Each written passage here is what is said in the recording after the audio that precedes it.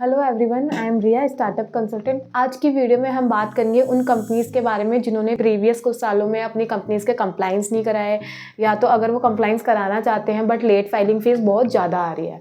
तो one by one हम discuss करेंगे, जो कि MCA एक नई स्कीम लेके आया है, CCFS स्कीम।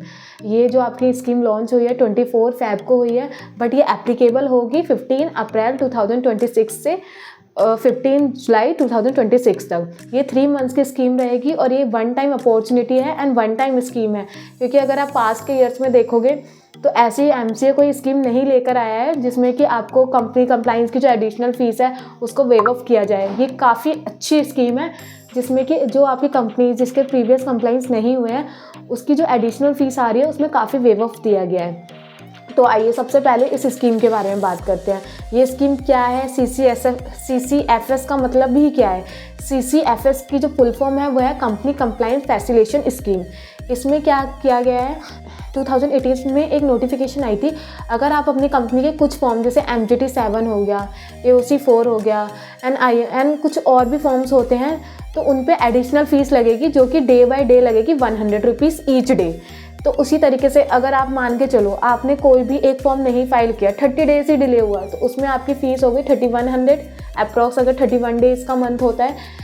बट इसी हिसाब से आप 1 मंथ नहीं, आप बहुत लेट फाइलिंग कर रहे हो, फॉर एग्जांपल आप 1 ईयर लेट फाइलिंग कर रहे हो या 2 ईयर्स लेट फाइलिंग कर रहे हो, तो उस केस में क्या होता है, आपकी जो एडिशनल फ़ीस हो जाती है वो बहुत ज़्यादा अमाउंट की बनती है।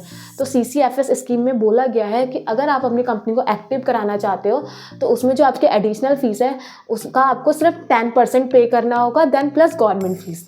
मैं आपको एक एग्जाम्पल देके समझाती हूँ। लाइक मान के चलिए आपका एक फॉर्म है AOC 4 पे जो आपकी पेनल्टी अमाउंट लग रहा है वो लग रहा है 10,000 का, ठीक है।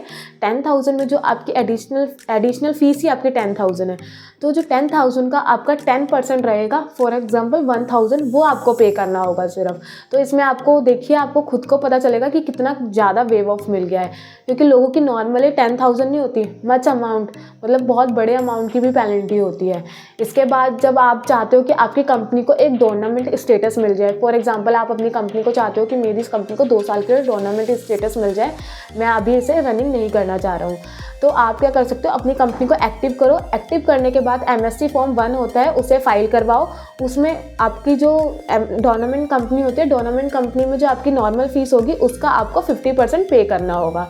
इसी के साथ अगर आप अपनी कंपनी का स्टेटस स्ट्राइक ऑफ करवाना चाहते हो, स्ट्राइक ऑफ में अगर आपकी कंपनी एक्टिव नहीं है तो सबसे पहले उसे एक्टिव करवाओ, जो कि आप एडिशनल फ़ीस वगैरह पे करके एंड आपकी गवर्नमेंट फ़ीस वगैरह पे करके उसे एक्टिव करा लोगे।